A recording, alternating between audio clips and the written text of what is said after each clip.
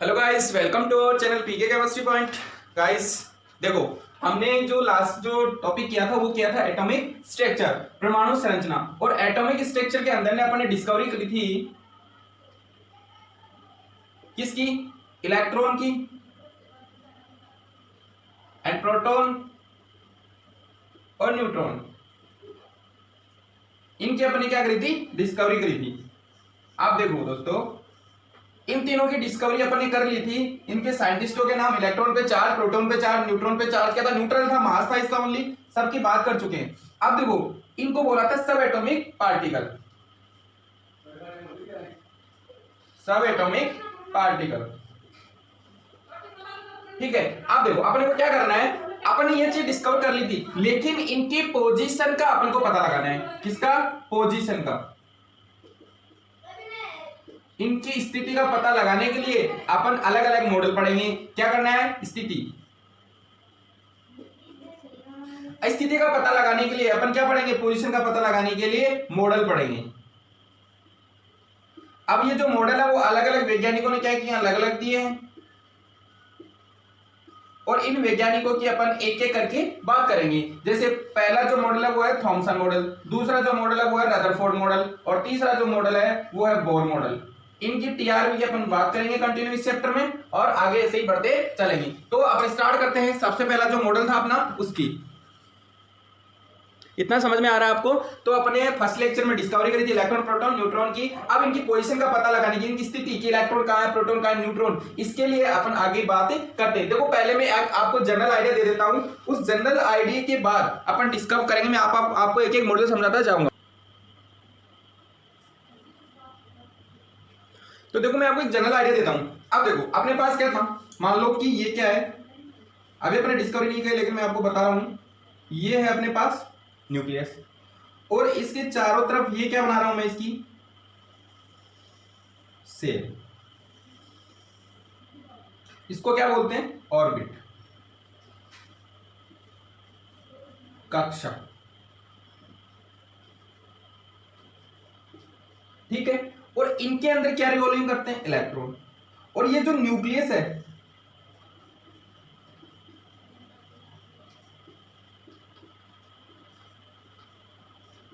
इसके अंदर क्या एग्जिस्ट करता है?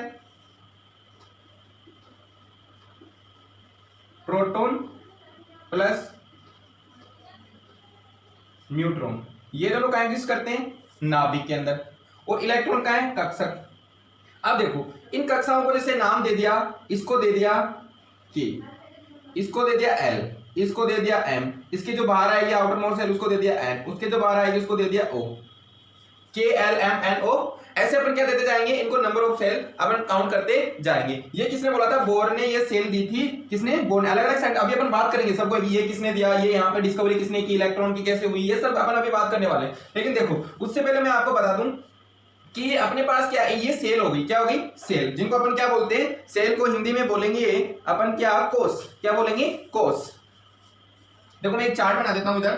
कोष,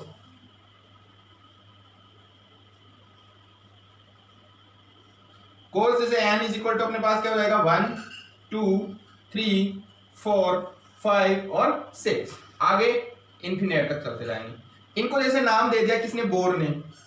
पहले वन सेल को क्या दे दिया? K L M N O P. इस तरीके से अपने काउंट किया। अब आपके जो क्वेश्चन आ जाए कि के सेल में मिनिमम इलेक्ट्रॉन कितने, तो उसको निकालने के लिए अपन फॉर्मूला यूज करते हैं 2 की पावर n का स्क्वायर, ठीक है। तो अगर आपके क्वेश्चन आ जाए कि के सेल में कितने इलेक्ट्रॉन प्रेजेंट, क्वेश्चन आता है आपके कि के सेल में कितने इलेक्ट्रॉन प्रेजेंट है, तो देखो के अंदर अगर मैं बोलूं के इज इक्वल टू 1, के में कितना है? n की वैल्यू कितनी है? 1। तो अगर यहाँ पे मैं लिखूं 2 इंटू 1 का स्क्वायर इज इक्वल टू कितना आएंगे? 2 इलेक्ट्रॉन।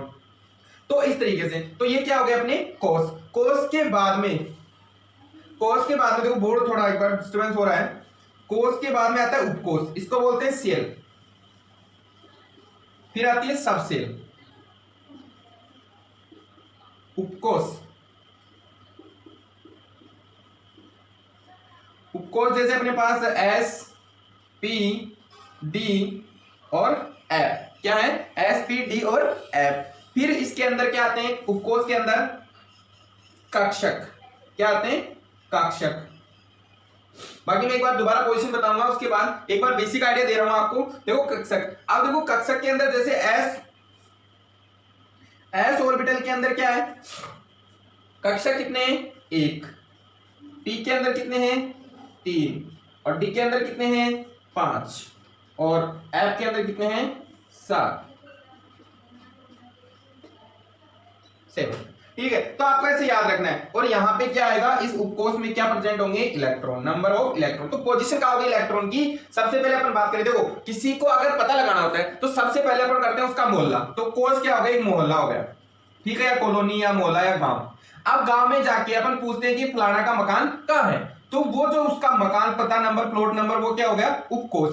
अब उपकोष के अंदर वो कौन से मकान में रहता है, जैसे उस मकान में कितने हैं, चार, उस जो पूरा वो मकान बना उसमें चार कमरे। अब चार कमरे में वो कौन से कमरे में रहता है, वो उसकी पोजीशन हो गई। ठीक है, समझ में आ रहा है एग्जांपल कि अपने को गांव या मोहल्ला पूछना है, मोहल्ले के बाद अपन क्या पूछते हैं, उसका प्लॉट नंबर, प्लॉट नंबर के बाद उस प्लॉट में कितने मकान है, चार, उस चार में से वो कौन से में रहता है, वह उसकी पोजीशन हो गई, उसकी स्थिति हो गई। ठीक है, अब इन पोजीशनों का पता लगाने के लिए अपन अलग अलग मॉडल पे चर्चा करेंगे। तो सबसे पहला जो मॉडल अपना वो था थॉमसन मॉडल, तो उसको चर्चा करते, इसका स्क्रीनशॉट ले लीजिए आप। एक बार फिर से मैं इसको रिवाइज करवाऊंगा बाद में।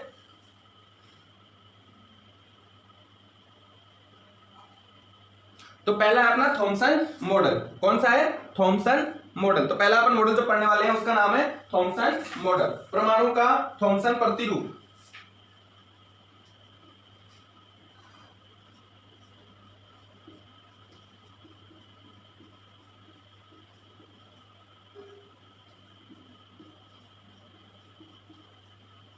देखो इसने क्या दिया था, थॉमसन भाई साहब ने क्या कहा, जे थॉमसन ने किसकी खोज करी थी, कल मैंने बताया था ईंट पर नाच।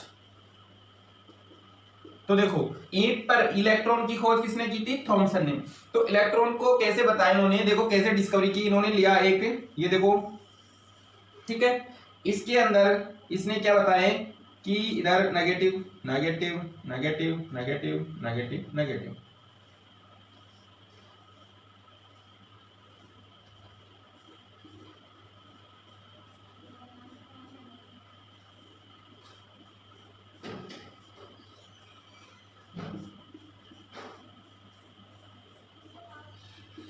ठीक है। अब इन्होंने क्या कहा, जो इसका ये गुदेदार पार्ट है, ये जो बीच वाला पार्ट है पूरा का पूरा, उसको इसने बोल दिया प्रोटॉन। क्या बोला, प्रोटॉन। और ये जो साइड में आपको दिख रहे हैं इनको बोला इलेक्ट्रॉन। ठीक है, तो इन्होंने कहा जो प्रोटॉन है वो पूरा जो पार्ट है उसको प्रोटॉन बोल दिया, और जो साइड में आपको दिख रहे हैं उनको बोला इलेक्ट्रॉन। अब इसकी जो आपकी बुक में एनसीईआरटी में दे रखा है 9th क्लास की में, उसमें दे रखा है, इसको जो डिनोट किया है वो किससे किया है, कोरिलेट किया है। एक अपन वाटरमेलन, तरबूज, तरबूज देखा होगा सब लोगों ने, गर्मी का टाइम है, बिल्कुल तरबूज खाते हैं सब। देखो तरबूज लाते हैं तो सेम ऐसा होता है, तरबूज का आप रेड पार्ट वाला, ये कौन सा हो गया, उसका रेड पार्ट, क्या हो गया, रेड पार्ट। तो जो रेड पार्ट आता है उसका पूरा, उसको तो उन्होंने क्या बोला, प्रोटॉन। और जो उसके ये सीड होते हैं ब्लैक ब्लैक बीज, उनको क्या बोला, इलेक्ट्रॉन बोल दिया दोस्तों। तो थॉमसन का मॉडल क्या था कि उन्होंने एक मॉडल दिया, उसमें बताया जो इसका पूरा पार्ट है स्फेरिकल का वो तो क्या है, प्रोटॉन, और जो बीच में आपको छोटे छोटे ये पार्टिकल्स दिख रहे हैं उनको बोला उन्हें इलेक्ट्रॉन। और इसकी तुलना करी उन्होंने तरबूज से, वाटरमेलन एक्सपेरिमेंट भी कहते हैं इसे, और इसको बोला जो इसमें रेड पार्ट है उसको प्रोटॉन बोल दिया, और जो सीड है इसमें उसको इलेक्ट्रॉन बोल दिया। और इसको देखो एक नाम से और जाना जाता है, प्लम पुडिंग। प्लम पुडिंग ये क्या है, देखो अपने तो यहाँ तरबूज होते हैं राजस्थान में, लेकिन बाहर क्या होता है, ये क्या इसकी तुलना किससे करी, देखो प्लम का मतलब होता है केक, ये एक केक से करी, देखो ये पूरा केक है, क्या है, केक, क्या है, केक। और इस केक के अंदर जैसे ये लगी है काजू बादाम किशमिश, उनको क्या, जो पूरे केक का जो पार्ट, जो क्रीम वाला पार्ट था, जो क्रीम वाला पार्ट था उसको तो क्या बोल दिया, पूरे को प्रोटॉन। और जो उसमें काजू या किशमिश जो बादाम लगी हुई है उनको क्या बोल दिया, इलेक्ट्रॉन। तो इसको दो नामों से जाना जाता है। ये मॉडल है प्लम पुडिंग से की जा सके, केक में जगह जगह पर सूखे मेवे उपस्थित होते हैं, हम उनको समझने के लिए तरबूज का उदाहरण ले सकते हैं, जैसे गूदे का धन्यवाद। तो इसलिए इस तरीके से आपको समझ में आ गया होगा। लेकिन कुछ समय बाद ही इस प्रतिरूप को खारिज कर दिया गया, क्योंकि रदरफोर्ड के अल्फा कण प्रकीर्णन की प्रयोग की व्याख्या नहीं कर सका। क्योंकि फिर रदरफोर्ड ने क्या कहा, देखो इतना आपने समझ में आ रहा है, इतना समझ में आ गया, तो इसने तो क्या कहा कि ये जो प्रोटॉन है, ठीक है, ये जो प्रोटॉन है वो क्या है, पूरा पार्ट प्रोटॉन है। लेकिन अगर रदरफोर्ड का एक्सपेरिमेंट आया, उसने कहा कि जो ये पूरा पार्ट है परमाणु का वो क्या है, खोखला है, उसके नाभिक के अंदर क्या है, चार्ज है, मास है। तो पूरा पार्ट खोखला, लेकिन इसके अकॉर्डिंग तो पूरा पार्ट प्रोटॉन है, तो ये इसको आगे बता नहीं सका। तो इसका जो एक्सपेरिमेंट है वो क्या हो गया, फेल हो गया। जे थॉमसन क्या हो गया, फेल हो गया। तो इसने प्रोटॉन के बारे में नहीं बताया। ठीक है, अब देखो, अब नेक्स्ट जो मॉडल आया इसके बाद वो आया रदरफोर्ड का, क्योंकि रदरफोर्ड ने एक्सपेरिमेंट किया था किसका, प्रोटॉन का। प्रोटॉन के बारे में जो ये जो पॉजिटिव चार्ज है सारे को बता रहा है, प्रोटॉन पॉजिटिव चार्ज, तो उसको क्योंकि रदरफोर्ड ने कहा, क्योंकि इसका तो पूरा पार्ट क्या होता है, खोखला होता है। और अगर खोखला होता है तो इसने कहा इसमें तो प्रोटॉन होते हैं, तो दोनों की बात जमी नहीं, तो इसका एक्सपेरिमेंट फेल हो गया। तो नेक्स्ट एक्सपेरिमेंट अपन लेके आ रहे हैं रदरफोर्ड एक्सपेरिमेंट, जब तक इसका स्क्रीनशॉट ले लीजिए आप।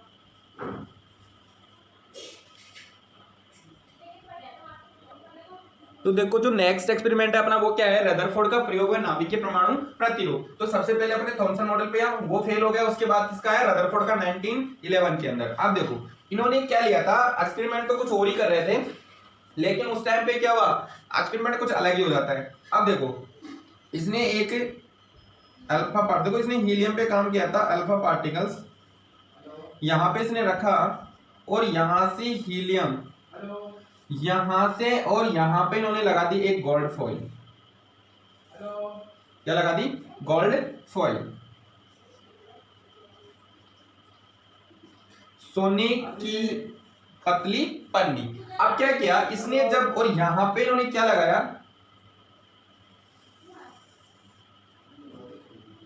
यहां पे फ्लोरोसेंट मटेरियल भी लगाया इन्होंने, जेड एंड जिंक ब्लेंड की एक प्लेट ले ली, और देखो क्या करिश्मा होता है, इतना चीज समझ में आ रहा है आपको। यहां से क्या किया, जब अल्फा पार्टिकल्स इस गोल्ड फॉइल से ऐसे टकरा के निकले, तो देखो कुछ इतने कोण पर विक्षेपित हो गए, कुछ ऐसे निकले, कुछ ऐसे निकल गए, कुछ ऐसे निकल गए। ठीक है, अलग अलग एंगल पर 120, मतलब कुछ 60 के ऊपर निकल गए, कुछ 120 डिग्री पे निकल गए। लेकिन इनमें से एक ऐसा था पार्टिकल, देखो ऐसे कैसे पता चल रहा था इतने एंगल पे जा रहे हैं, क्योंकि यहां पे क्या उत्पन्न हो रही थी, प्रतिदीप्ति उत्पन्न हो रही थी। तो देखो 60 पे गए, 120 डिग्री के एंगल पे विक्षेपित हुआ, लेकिन इनमें से एक पार्टिकल ऐसा था जो ऐसे डायरेक्ट जाके और 180 के कोण पे वापस आया। कितने पे, 180 पे। मतलब कुछ पता लगा कि इसके नाभिक के अंदर कोई ऐसा पार्टिकल है जिससे यहां अल्फा पार्टिकल टकरा के वापस आ रहा है। अब देखो जब पॉजिटिव से अगर पॉजिटिव टकराएगा तो वहां पे क्या होता है, रिपल्शन होता है, प्रतिकर्षण होता है। क्या होता है, प्रतिकर्षण। तो मतलब समझ में आ गया कि देखो कुछ कोण तो कितने पे, इसमें जो ऑब्जर्वेशन देखे गए वो क्या थे। अब क्या देखेंगे कि कुछ जो थे अल्फा पार्टिकल, ये जो निकलने वाले इनको क्या बोला अपने, अल्फा पार्टिकल, और ये है विक्षेपित पार्टिकल। ठीक है, इनको क्या बोलेंगे अपन, विक्षेपित पार्टिकल। तो इसके जो निष्कर्ष है भाई, ऑब्जर्वेशन तो क्या हो गए भाई, क्या देखा कि कुछ तो क्या निकल गए, 60 डिग्री के एंगल पे निकल गए, कुछ 120 के एंगल पे, लेकिन इनमें से 20,000 पार्टिकल में एक पार्टिकल ऐसा था वो 180 के एंगल पे विक्षेपित हुआ था, पतली पन्नी से टकराकर पुनः उसी मार्ग में लौट आया। तो देखो क्या हुआ, इससे क्या पता लगाया गया, इससे मतलब अपने को क्या मिला कि भाई क्या हुआ क्या नहीं हुआ, निष्कर्ष क्या निकले। तो इससे निष्कर्ष निकले परमाणु का अधिकांश, देखो अब ये क्या हुआ, ये अपने पास गोल्ड फॉइल थी भाई, ये गोल्ड फॉइल है। ठीक है, इस गोल्ड फॉइल से अधिकांश तो सीधे निकल गए, कुछ 60 और 120 के एंगल पर निकल गए, और 20,000 पार्टिकल, 20,000 अल्फा पार्टिकल्स में से एक ऐसा पार्टिकल था, सॉरी, जो 180 के एंगल पे वापस विक्षेपित हो गया। तो देखो इससे क्या पता लगाया गया, इससे ये निष्कर्ष निकला कि जो ये एटम है, परमाणु है इस गोल्ड फॉइल में, ये अपन ने किसका लिया था, एयू का होता है सिंबल, मेटल है एयू, सोना है। इसमें का जो पार्टिकल, अधिकांश जो पार्ट है ये बाकी का, क्योंकि कुछ सीधे भी निकल गए थे, तो इसका क्या था, जो अधिकांश भाग है, ऑब्जर्वेशन में क्या लिखा गया कि जो अधिकांश भाग है वो क्या है, खोखला है। परमाणु का अधिकतम भाग वो क्या है, खोखला है। एंड दूसरा ऑब्जर्वेशन इससे क्या लगा सकते हैं कि जो इसका पॉजिटिव चार्ज है, क्या जो इसका पॉजिटिव चार्ज है समस्त धनावेश परमाणु के एक जगह पर केंद्रित है। मतलब इसमें क्या है, जो धनावेशित है, मतलब यहां पे क्या होगा, इसका धनावेश, और वो क्या एक जगह पे केंद्रित है। पॉजिटिव चार्ज क्या है, एक जगह केंद्रित है।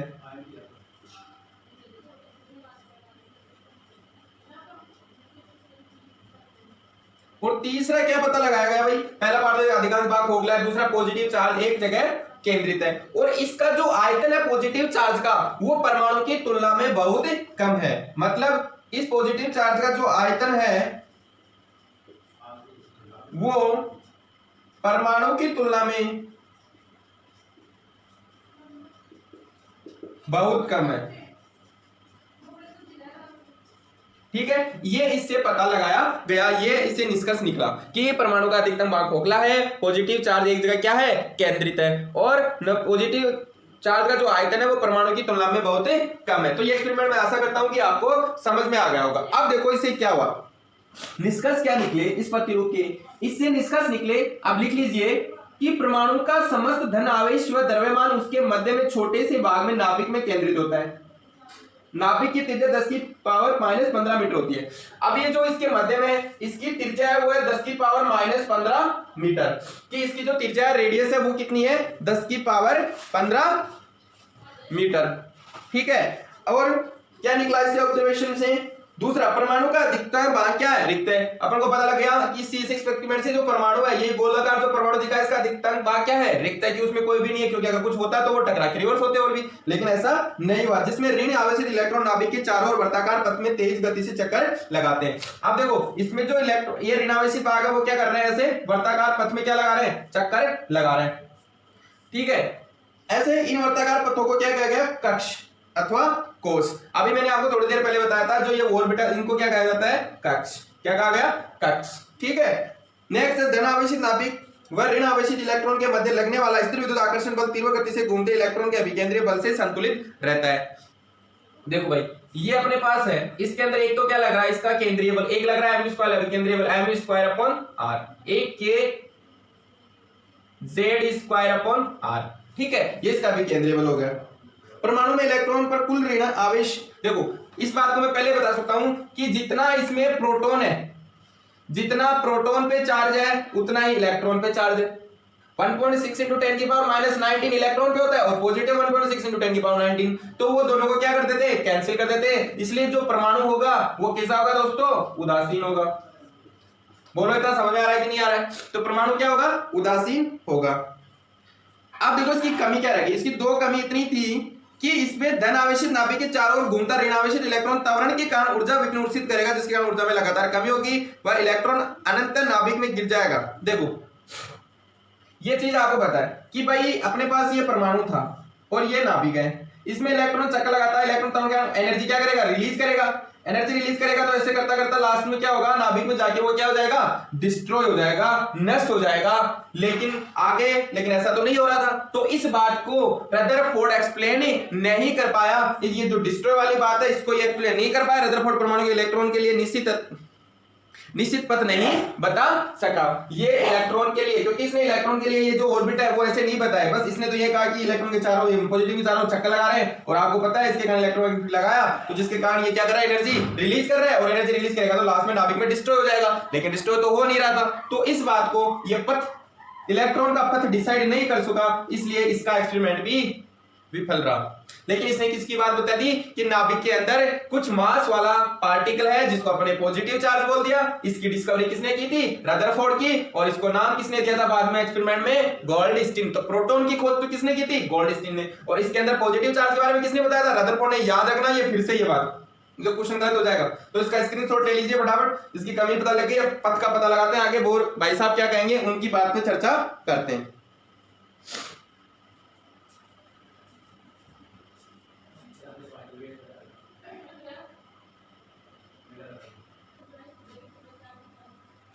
तो देखिए गाइस, अब जो नेक्स्ट मॉडल अपना वो है नील्स बोर मॉडल, ये दिया था 1912 में। अब देखो इन्होंने क्या कहा, इन्होंने अपने ये वो फेल कब हुआ था रदरफोर्ड कि वो बस ये नहीं बता पाया था, इलेक्ट्रॉन की पोजीशन को नहीं बता पाया। उसने किसकी करी पोजीशन की, कि प्रोटॉन की पोजीशन की डिस्कवरी तो किसने की थी, रदरफोर्ड ने।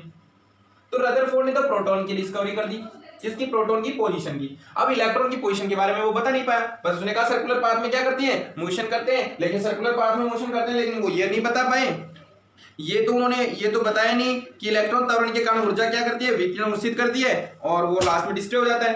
तो ये बात जमी नहीं। तो अब फिर क्या किया, जब निल्स बोर आए उन्होंने क्या किया?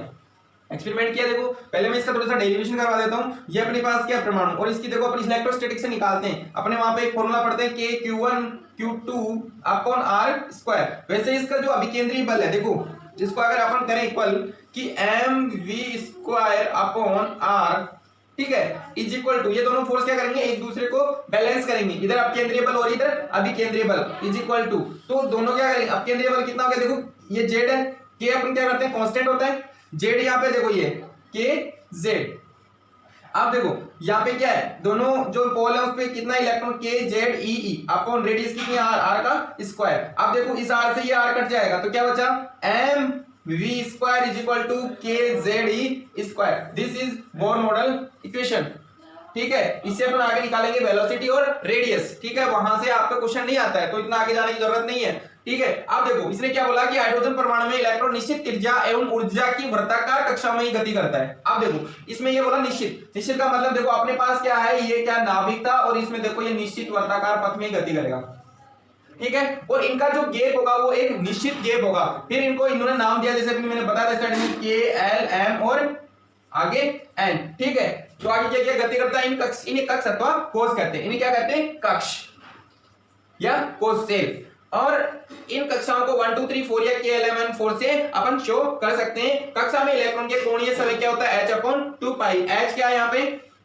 वहां पे देखो h क्या है? प्लांक नियतांक। m क्या इलेक्ट्रॉन का द्रव्यमान, v क्या है? वेग। एक निश्चित कक्षा में चक्कर लगाने पर इलेक्ट्रॉन की ऊर्जा में कोई परिवर्तन नहीं होता। देखो इसमें अगर इसमें इलेक्ट्रॉन रिवॉल्विंग करेंगे चारों तरफ, तो इसकी ऊर्जा में कोई परिवर्तन नहीं होता। बस ये हो सकता है कि आपने प्लांक ने वो पढ़ा होगा, फोटो इलेक्ट्रिक इफेक्ट। तो फोटो इलेक्ट्रिक इफेक्ट में क्या है? देखो ये इलेक्ट्रॉन यहाँ पे मान लो, अगर मैं इसको एनर्जी दूं, क्या दी मैंने? इसको एनर्जी दी, तो ये यहाँ पे क्या है? किस में है? ग्राउंड स्टेट में। कौन सी स्टेट में है? ग्राउंड। मानो देखो ये लो, ये इलेक्ट्रॉन है, ठीक है।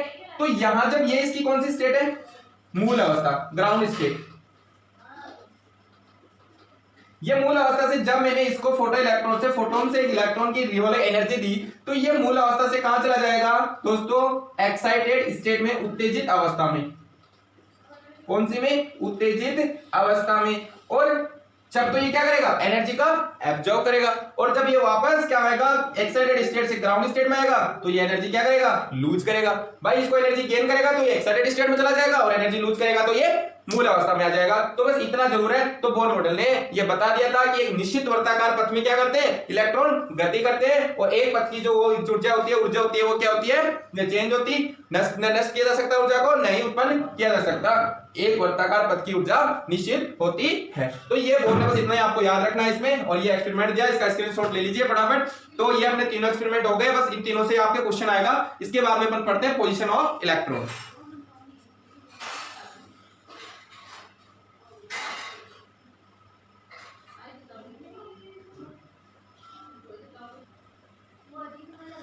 अब देखो दोस्तों कुछ क्वेश्चंस मैंने लिखे हैं। देखो पहला जो क्वेश्चन है अपना वो है Rutherford scattering experiment is related to the size of that.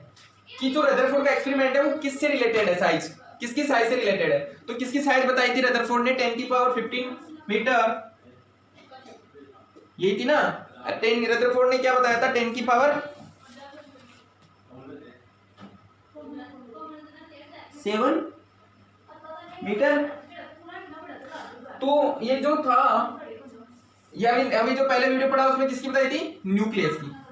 भाई आपने रदरफोर्ड एक्सपेरिमेंट पढ़ा, उसमें क्या कहा था कि इसके न्यूक्लियस की इसने साइज बताई कि इसके अंदर क्या करता है? कंसिस्ट है क्या है? प्रोटॉन। इसके जो नाभिक के अंदर क्या है? एक तो प्रोटॉन है, पॉजिटिव चार्ज एग्जिस्ट करता है, और उसकी साइज उन्होंने बताई। तो Rutherford experiment is related to the size of the nucleus, ठीक है। नाभिक की साइज बताई इसने।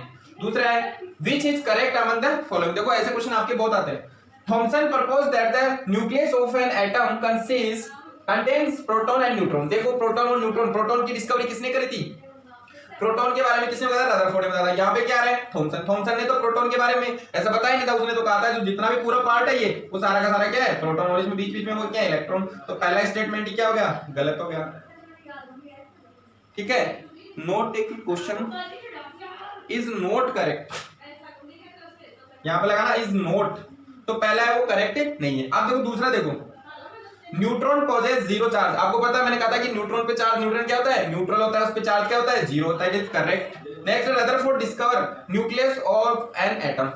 जो रदरफोर्ड ने किसकी डिस्कवरी की? ध्यान देना, फिर वही बात है कि रदरफोर्ड ने प्रोटॉन की खोज नहीं करी थी। कभी भी आप discovery of proton Rutherford answer मत करना। रदरफोर्ड ने क्या बताया था? ये अभी लास्ट जो क्वेश्चन पूछा गया था सीडीएस 2020 के अंदर, उसमें यही कंफ्यूज किया था कि रदरफोर्ड ने किसकी discovery? Rutherford discovery nucleus of an atom किसकी करी थी? न्यूक्लियस एटम के अंदर न्यूक्लियस की।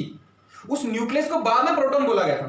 तो last and none of this, तो इसमें कौन सा गलत हो जाएगा? फर्स्ट ऑप्शन हो जाएगा, ए ऑप्शन हो जाएगा। ठीक है, इसका स्क्रीनशॉट ले लीजिए, फिर आगे चलते हैं। अब देखो नेक्स्ट क्वेश्चन है, third number question, drawback of Rutherford model. अब रदरफोर्ड की ड्रॉबैक क्या थी? मैंने बताया था कि त्वरित उपकरण त्वरण के साथ उसने क्या करेगा? एनर्जी रिलीज करेगा। एनर्जी रिलीज करेगा तो धीरे धीरे जैसे जैसे एनर्जी कम होगी वैसे वैसे क्या करेगा? एक बार वो नाभिक में गिर के डिस्ट्रॉय हो जाएगा। मतलब स्टेबिलिटी के बारे में, इलेक्ट्रॉन की जो स्टेबिलिटी है उसके बारे में नहीं, एटम की स्टेबिलिटी के बारे में नहीं समझ सका। तो पहला क्या है? Stability of atom is correct arrangement of electron, और इलेक्ट्रॉन के अरेंजमेंट को भी वो डिस्कवर समझा नहीं पाया। तो ये दोनों उसकी क्या है? ड्रॉबैक्स हैं। तो याद रहे, ड्रॉबैक ऑफ रदरफोर्ड मॉडल की क्या? स्टेबिलिटी ऑफ एटम को नहीं समझा सका, उसकी जो स्थायित्व है उसको भी नहीं समझा सका, और इलेक्ट्रॉन का जो पोजीशन है वो भी नहीं बताई उसने। फिर है रदरफोर्ड, एंड देखो ये जो very very important CDS 2020 CDS 2020 का क्वेश्चन है, Rutherford alpha particle scattering experiment was responsible for the discovery of, किसके लिए रिस्पांसिबल था? ये क्वेश्चन गलत बनाने के लिए पहला ऑप्शन देखो प्रोटॉन, बहुत से बच्चों ने डायरेक्ट कर दिया प्रोटॉन। अरे भाई मैं बार बार बता चुका हूं कि ध्यान रहे, रदरफोर्ड एक्सपेरिमेंट से प्रोटॉन की खोज नहीं हुई थी। प्रोटॉन की डिस्कवरी है तो क्या बोलोगे आप? गोल्डस्टीन। लेकिन इसने क्या दे दिया? देखो नाम में देखो, प्रोटॉन, इलेक्ट्रॉन, न्यूट्रॉन, तो किसकी करी थी? या atomic nucleus. It is right answer, D option, atomic nucleus. उसने क्या बताया था कि एटम के अंदर न्यूक्लियस कंसिस्ट करता है, वो उसके केंद्र में है, कुछ मास है, उसको बोला था पॉजिटिव पार्टिकल, ना कि प्रोटॉन। तो ये क्या हो गया? पॉजिटिव पार्टिकल की डिस्कवरी किसने करी थी? रदरफोर्ड ने अल्फा पार्टिकल स्कैटरिंग एक्सपेरिमेंट से। ठीक है, तो ये आपको ध्यान इसका स्क्रीनशॉट ले लीजिए फटाफट।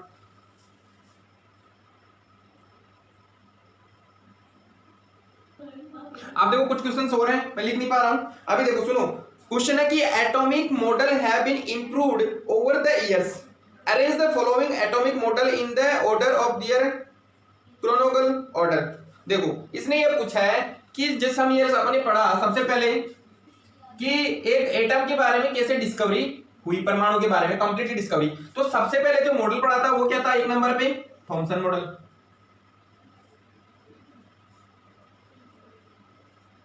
थॉमसन मॉडल के बाद में जो सेकंड नंबर पे आएगा वो अपन ने क्या पढ़ा? रदरफोर्ड।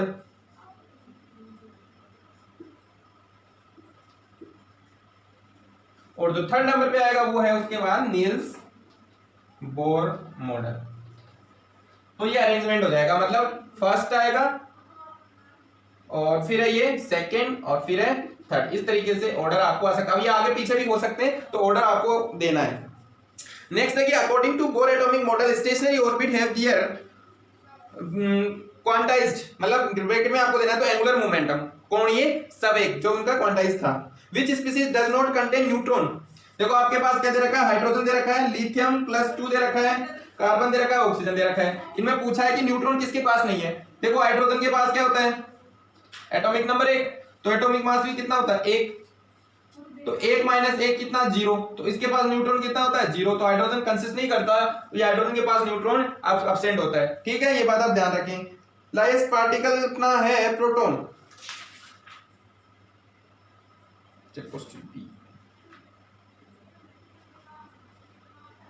अच्छा लाइजेस्ट पूछ रहा है, लाइजेस्ट पार्टिकल इज इलेक्ट्रॉन। एक लास्ट क्वेश्चन है, which electron jump from inner energy level. Jump कर रहा है वो, ये इलेक्ट्रॉन है, ये इसका इनर हो गया, इनर एनर्जी लेवल हो गया, ये आउटर मोस्ट शेल हो गई। इससे वो जंप कर रहा है inner energy level to outer energy, इसमें जा रहा है इनर से वो एनर्जी लेके आउटर में, 1 एनर्जी लेवल। देन तो क्या करेगा? It loss energy, it gain energy. तो ये क्या करेगा? एनर्जी को क्या करेगा? यहां जाने के लिए gain energy, it gain energy, इसको एनर्जी की रिक्वायर्ड होगी। अगर इलेक्ट्रॉन ग्राउंड स्टेट से एक्साइटेड स्टेट में आ रहा है तो इलेक्ट्रॉन एनर्जी गेन करेगा, और एक्साइटेड स्टेट से उत्तेजित अवस्था से मूल अवस्था में आ रहा है तो एनर्जी लॉस करेगा। ठीक है, तो ये अपने क्वेश्चन कंप्लीट हो गए दोनों तीनों एक्सपेरिमेंट के। अब अपन पढ़ेंगे distribution of electron in different orbitals.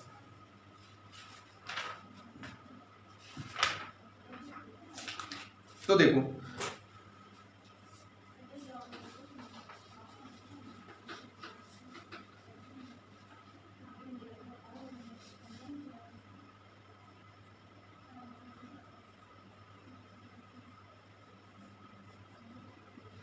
भाई, सबसे पहले अपन ने क्या पढ़ा, कोस सेल।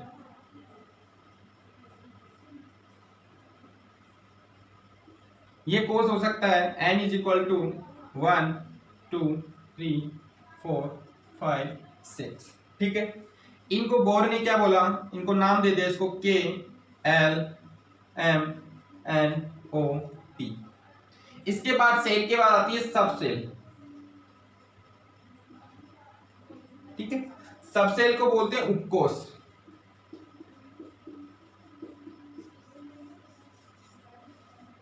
क्या बोलते हैं, उपकोष।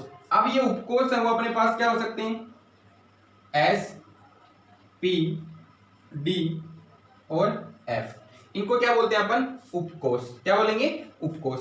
अब इन उपकोष की अगर अपन बात करें, जो ये उपकोष हैं, तो इनके अंदर जो उपकोष है उसके अंदर फिर क्या आएंगे, कक्षक। उसके बाद क्या आएगा, कक्षक। तो ये अपने पास क्या हो गए, उपकोष हो गए। अब उपकोष के अंदर अपन बात करेंगे किसकी, कक्षक की। तो कक्षक की अगर बात करें, देखो अपन इसके पास होगा एक, और एक ऑर्बिट के अंदर कितने इलेक्ट्रॉन आ सकते हैं, मैक्सिमम 2 इलेक्ट्रॉन। कितने, 2 इलेक्ट्रॉन। और इसके अंदर कितने रहेंगे, इसके पास 3, और डी के अंदर कितने रहेंगे, 5, और एफ के अंदर रहेंगे 7। तो इसके अंदर देखो 3 है तो मल्टीप्लाई कर दो, 3 को मल्टीप्लाई कर दो 2 से, तो इज इक्वल टू 6 इलेक्ट्रॉन आ गया। इसको 5 इंटू 2 इलेक्ट्रॉन, तो इज इक्वल टू आ गया 10 इलेक्ट्रॉन। इसको 7 into 2 electron is equal to आ गया 14 इलेक्ट्रॉन। तो अगर बात करूं मैं नंबर ऑफ इलेक्ट्रॉन की, तो इसमें कितने, 2, इसमें कितने हैं भाई, 6, और इसमें कितने हैं, 10, और इसमें कितने हैं, 14।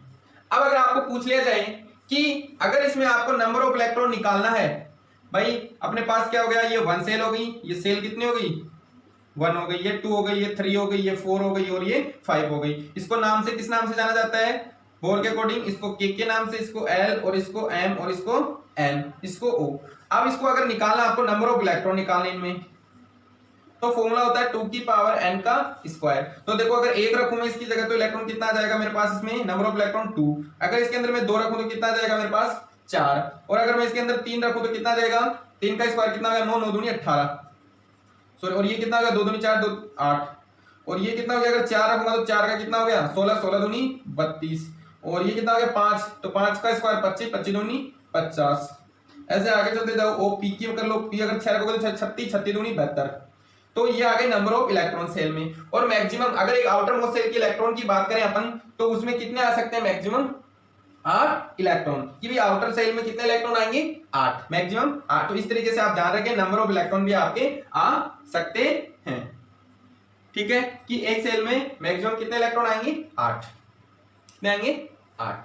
वो उसका क्या होता है, ऑक्टेट कंप्लीट होता है, और जिसका ऑक्टेट कंप्लीट होता है वो क्या होता है भाई, टर्म स्टेबल होता है। जैसे अपने पास क्या है, नियोन है, नियोन कितने नंबर पे होता है, 10। तो इसका कितना हो गया, 1s2 2s2 2p6। तो देखो इसके आउटर मोस्ट सेल में कितने, 8, और इस इनर सेल में कितने, 2। तो इसका ऑक्टेट क्या है, कंप्लीट। इसलिए अपन नोबल गैस को क्या बोलते हैं, स्टेबल गैसों के नाम से जाना जाता है। तो इस प्रकार आप देखो, अगर आप एग्जांपल दूं आपको, देखो अपन किसी का पता लगाना है, किसी व्यक्ति को ढूंढना है अपने को, तो सबसे पहले अपन कहां जाते हैं, उसके विलेज में। कहां गए, उसके विलेज, उसके गांव में गए या उसके शहर में गए। आप शहर या गांव में जाके अपन क्या पूछेंगे, उसका मकान नंबर या गली नंबर। मकान नंबर पूछने के बाद वो क्या बताएगा, भाई ये अपन ने, सॉरी, गली नंबर पूछ ली, गली नंबर। अब गली नंबर के बाद में वो उसके क्या बताएगा अपने को, मकान का पता। और उस कौन से मकान का पता, जिस मकान में रहेगा वो इस मकान में, अगर वो एस होता है तो ये इस मकान में रहेगा और इस मकान में उसकी पोजीशन अपन। तो अब सबसे पहले अपन इलेक्ट्रॉन का पता लगाएंगे, तो उसमें सेल, फिर सब सेल और फिर उसका ऑर्बिट, कक्षक और कक्षक में इलेक्ट्रॉन। मतलब एक इलेक्ट्रॉन का पता लगाने के लिए इतनी चीजें अपने को पता करनी पड़ेंगी। ठीक है, तो आप इसका स्क्रीनशॉट ले लीजिए, फिर अपन अलग अलग उसकी अलग अलग पढ़ लेते हैं एक बार कि किस तरीके से क्या क्या अपने को आगे करना है।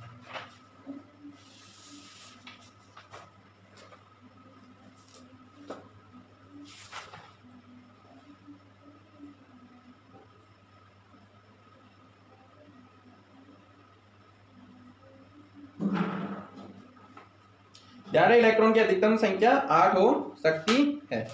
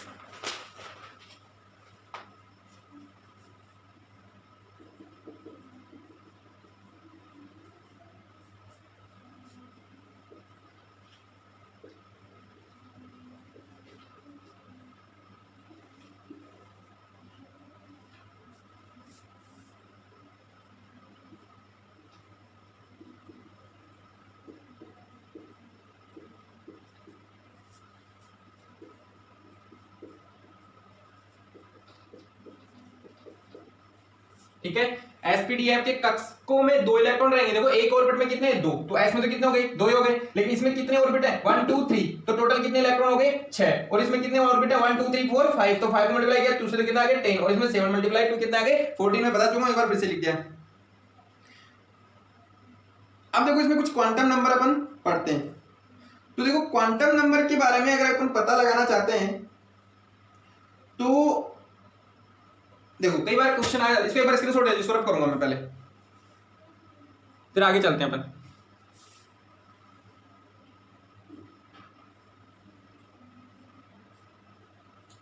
ले लिया, ठीक है। आप देखो बैठते हुए मैंने स्टार्टिंग की जो पीरियोडिक टेबल के हैं वो 20 एलिमेंट्स लिखे हैं। देखो पहला अपने पास हाइड्रोजन, हाइड्रोजन का इलेक्ट्रॉनिक कॉन्फ़िगरेशन की बात करूं तो वो होता है 1। ठीक है, हीलियम का कितना हो जाएगा 2, लिथियम का कितना हो जाएगा 2 और 1, बोरॉन का कितना, बेरिलियम का कितना हो जाएगा 2 और 2। ठीक है, बोरॉन का कितना हो जाएगा 2 और 3, कार्बन का कितना हो जाएगा 2 और 4, नाइट्रोजन का कितना हो जाएगा 2 और 5, ऑक्सीजन का कितना हो जाएगा 2 और 6, इधर फ्लोरीन का कितना हो जाएगा 2 और 7, और इधर कितना हो जाएगा 2 और 8। देखो ये कितना हो गया 10 नंबर, 10 2 और 8 कितना हो गया 10, 2 और 8 कितना 9, तो 10 देखो 10, या इधर देखो ऑक्टेट कंप्लीट आ रहा है, मतलब ये एलिमेंट क्या है, स्टेबल है। आप देखो सोडियम का कितना हो गया भाई, मैंने कहा था मैक्सिमम कितने इलेक्ट्रॉन आ सकते हैं सेल में 2, सॉरी 8, तो 2 2 के बाद में कितना आ गया 8, 8 के बाद में कितना हो गया 1, फिर मैग्नीशियम में 2 8 2, फिर 2 8 3, फिर 2 8 4, फिर 2 8 5, फिर 2 8 6, 2 8 7, फिर से आ गया 2 8 और 8। फिर देखो आप देखते जाओ, देखो क्योंकि मैंने पहले लिखा है अपनी क्या है के, फिर ये क्या है एल और ये क्या है एम, सॉरी देखो के, ये तो मैंने लिखा 2 की पावर n, के सेल में कितने आएंगे, देखो यहां 1 रखेंगे तो 1 का स्क्वायर 1 हो गया, तो ये कितना देगा 2 इलेक्ट्रॉन। फिर देखो अगर सेकंड सेल में 2 रखेंगे तो 2 मल्टीप्लाई 2 कितना हो गया 4, 4 का 2 18 हो गया, 8 हो गया। और थर्ड सेल में देखो यहां पे 3 रखूंगा तो 3 का कितना हो गया स्क्वायर 9, 9 into 2 कितना हो गया 18, 4 रखूंगा तो 4 का कितना 16, 16 into 32, 2 इधर 32। तो इस तरीके से ये तो कई बार पूछ रहा था कि सेकंड सेल में, थर्ड सेल में और फोर्थ सेल में कितने इलेक्ट्रॉन होंगे, कि के सेल में कितने इलेक्ट्रॉन प्रेजेंट है।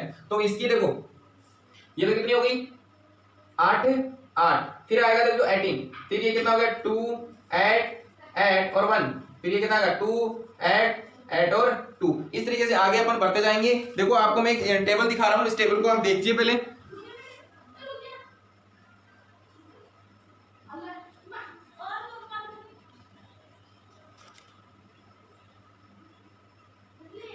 टेबल देख लीजिए, समझ में आ रही होगी आपको, स्क्रीनशॉट ले लीजिए इसका।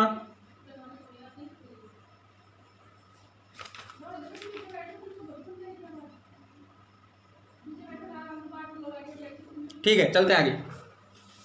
अब देखो इलेक्ट्रॉनिक कॉन्फ़िगरेशन समझ में आ गया होगा आपको, स्क्रीनशॉट ले लें इसका। अब देखो मैंने 4 क्वांटम नंबर लिखे हैं बोर्ड पे, देखो बोर्ड पे दिख रहे होंगे आप सबको। पहला एन, एल और एम। देखो ये इलेक्ट्रॉनिक कॉन्फ़िगरेशन की मेन भूमिका रहती है एन और एल और एम और एस। याद रहे, अगर सेल एन का इधर सेल जैसे n इक्वल टू हो सकता है 1 भी हो सकता है, 2 हो सकता है, 3 हो सकता है एंड 4 हो सकता है। अब n देखो अगर 1 है तो l क्या होगा, n माइनस 1 होता है, हमेशा ध्यान रखना n माइनस 1 ही होगा, नहीं तो वो अभिविन्यास फिर किसी एटम के लिए गलत हो जाएगा। अब देखो n और l आ गया, फिर m आ गया मैग्नेटिक वाला और एजीमेथ्रल, और ये s स्पिन क्वांटम नंबर, उसकी स्पिन देख सकते हैं, प्लस हो सकती है, प्लस हाफ हो सकती है एंड माइनस हाफ हो सकती है, ठीक है स्पिन। और मैग्नेटिक उसका +1 हो सकता है, 0 हो सकता है और -1 हो सकता है, ठीक है। ऐसे अपन बात करेंगे। तो देखो आपने ये देखा होगा कि अपन लिखते हैं 1s लिखते हैं, फिर 2p लिखते हैं, फिर 3d लिखते हैं और फिर 4f लिखते हैं। क्यों भाई, 2d पॉसिबल नहीं होता और 3f पॉसिबल नहीं होता। क्यों नहीं होता ये पॉसिबल, क्यों नहीं है पॉसिबल? बहुत से बच्चों ने पूछा कि सर 2p के बाद में 2d पॉसिबल क्यों नहीं है। अब देखो मैंने क्या बोला कि इसका n कितना है भाई, 2 है। और याद है कि जैसे s P, D और F, इसके लिए L की वैल्यू होती है 0, इसके लिए होती है 1, इसके लिए होती है 2 और इसके लिए होती है 3। अब देखो अगर इधर कितना आ रहा है, 2p आ रहा है, तो 2 इसका n है, तो 2 इसका n है, तो 2 माइनस 1 इक्वल टू कितना हो गया 1। तो 1 L कितना होगा, 1 L के लिए क्या आ रहा है, p आ रहा है, तो हो सकता है पॉसिबल। बट देखो इधर n कितना है 2, ठीक है।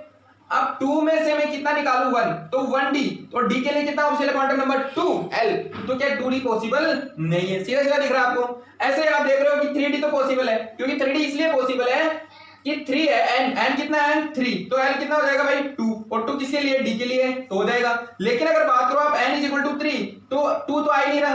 अगर ये 3 तो हो नहीं सकता, क्योंकि n और l की वैल्यू इक्वल नहीं हो सकती, तो ये क्या हो जाएगा, गलत हो जाएगा, तो ये पॉसिबल नहीं है। तो क्वांटम नंबर से अपन ये पता लगाते हैं, तो इस तरीके से अपन इलेक्ट्रॉन का पता लगाते हैं, ठीक है भाई। अपने पास क्या हो गया, ये अपने पास कोष है, अपने मैंने क्या बोला था, ये सेल है, ये क्या है, सेल है, ठीक है।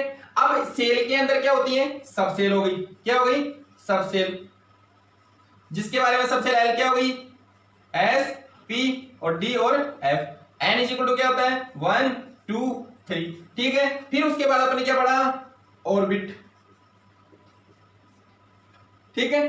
तो कक्षक में अंदर अपने एम क्या बताता है, जैसे अपने पास 3 थे भाई, 3 हो सकते हैं ना पी के लिए, तो इसके अंदर 0, ये +1 और ये -1, और फिर है स्पिन। अब स्पिन आपने को बताएगी कि कौन से के अंदर है। अगर इसके अंदर तो 2 इलेक्ट्रॉन है मान लो, तो इसकी स्पिन तो क्या होगी, प्लस हाफ से और माइनस हाफ से कैंसिल आउट हो गई। मान लो इसमें 1 इलेक्ट्रॉन है, तो अनपेड इलेक्ट्रॉन किसमें, इसमें, तो 0 वाले में। तो ऐसे इलेक्ट्रॉन का पता लगाने के लिए अपन क्वांटम नंबर भी यूज करते हैं, सेल, सबसेल, ऑर्बिट और number of electron, position of electron. तो इस तरीके से आप इलेक्ट्रॉन का पता लगा सकते हो, ये भी एक आइडेंटिकल प्रूफ है। अब देखो लास्ट एंड स्टॉप, आज के लेक्चर का लास्ट टॉपिक है, वो आप देख लीजिए। देखो अपन पढ़ते हैं ऐसे, x इधर होता है z और इधर होता है a, ये तो पढ़ा आपने। देखो यहाँ पे जो x है वो है परमाणु, कोई भी एलिमेंट, ठीक है जी। यहाँ पे z है उसका एटॉमिक नंबर, क्या है, एटॉमिक नंबर, और यहाँ पे a है उसका एटॉमिक मास। और आपको पता है जो उसका z होता है, मतलब उसका एटॉमिक नंबर है, वही उसका क्या है, प्रोटॉन, और वही उसका क्या है, इलेक्ट्रॉन। अगर मैं बात करूं सोडियम की, तो सोडियम क्या होता है 11 और 23। तो यहाँ पे अगर मैं एटॉमिक नंबर की बात करूं तो कितना है, z कितना है भाई 11। अगर इसमें मैं प्रोटॉन की बात करूं तो वो भी कितना है 11। अगर मैं इसमें इलेक्ट्रॉन की बात करूं तो वो भी कितना है 11।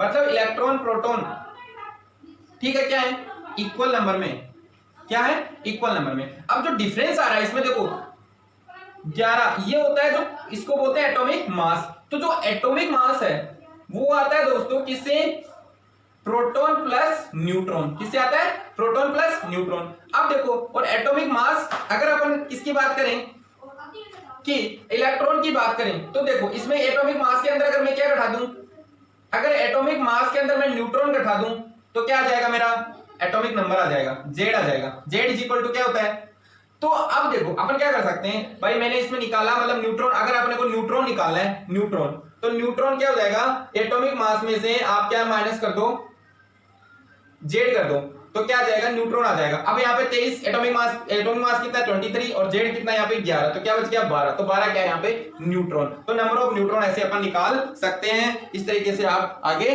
निकाल सकते हो। अब देखो अगर अपन कुछ क्वेश्चंस की बात करें, ऐसे देखो एग्जांपल और है अपने पास, मैग्नीशियम, देखो मैग्नीशियम है वो होता है अपना 12 दूनी 24, तो इसके अंदर देखो मैग्नीशियम कितना नंबर है, इसका मास नंबर कितना हो गया, ये क्या है atomic mass is equal to 24 और number of electron number of proton कितने हो गए भाई, number of neutrons of magnesium 24, number of proton is 12। तो इसके अंदर प्रोटॉन और इलेक्ट्रॉन इज इक्वल टू कितने हो गए 12। अब देखो इसके अंदर न्यूट्रॉन निकालें कैसे, नंबर ऑफ न्यूट्रॉन कितने आ जाएंगे भाई 24, atomic minus 12 is equal to कितना आ जाएंगे 12, तो इसमें नंबर ऑफ न्यूट्रॉन भी कितने 12, मतलब इसमें इलेक्ट्रॉन प्रोटॉन और न्यूट्रॉन सारे के सारे क्या हैं 12। इस तरीके से आप याद रखें। एक छोटी सी टेबल मैं बनवा देता हूं आपको, तो ये इसका स्क्रीनशॉट ले लीजिए पहले आप।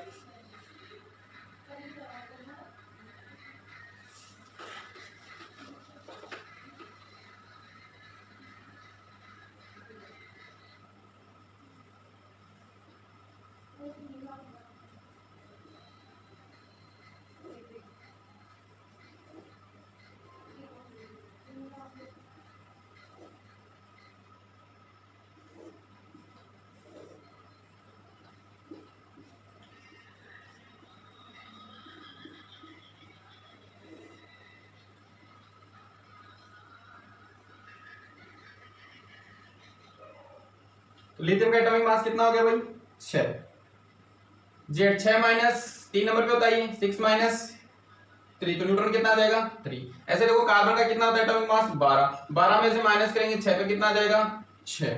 ऐसे अगर बात करें अपन नाइट्रोजन, नाइट्रोजन कितना होता है 14 और 14 के अंदर से अपन कितना माइनस करेंगे 7, तो ये कितना आ जाएगा 7। ऐसे देखो ऑक्सीजन होता है 16 का कितना होता है 6 माइनस 8 तो कितना आ जाएगा 8। ऐसे मैग्नीशियम कितना होता है 24, तो इसमें कितना 12, तो इसका कितना आ जाएगा 12। तो इसमें देखो इलेक्ट्रॉन प्रोटॉन और न्यूट्रॉन सब में क्या है सेम है। अब जो अपना नेक्स्ट टॉपिक होगा उसमें पढ़ेंगे अपन आइसोबार, आइसोटोप और आइसोटोन, क्योंकि वीडियो बहुत लंबी हो चुकी है इसलिए अपन आगे इसमें डिस्कस नहीं कर पा रहे हैं अभी। अब देखो कुछ क्वेश्चंस करवाता हूं।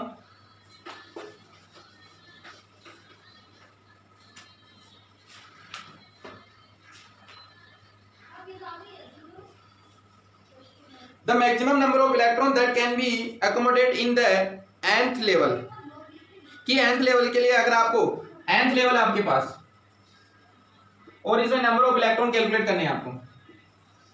ऑप्शन दे रखे हैं n का स्क्वायर, 2n का स्क्वायर, 4n का स्क्वायर और n का स्क्वायर, तो किसी के लिए भी निकाल लो 2n का स्क्वायर अपना फॉर्मूला था, ठीक है।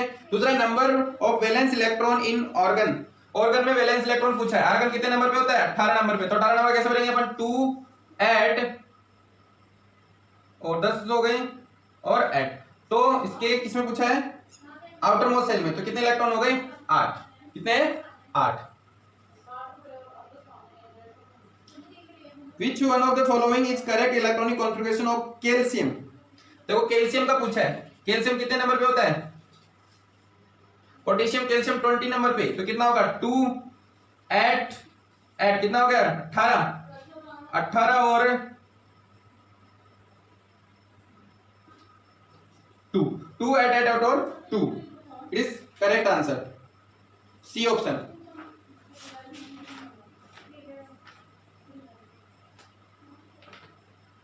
बिल्कुल करेक्ट, ये आपका करेक्ट आंसर हो जाएगा।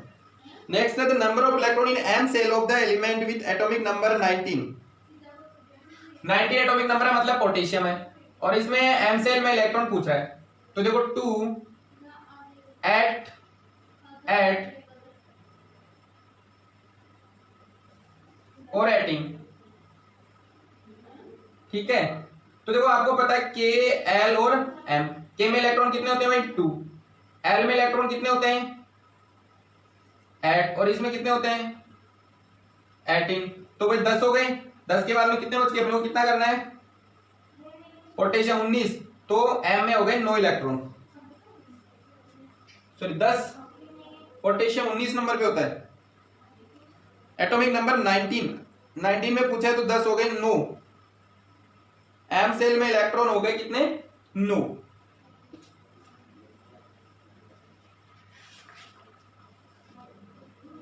सपोज 4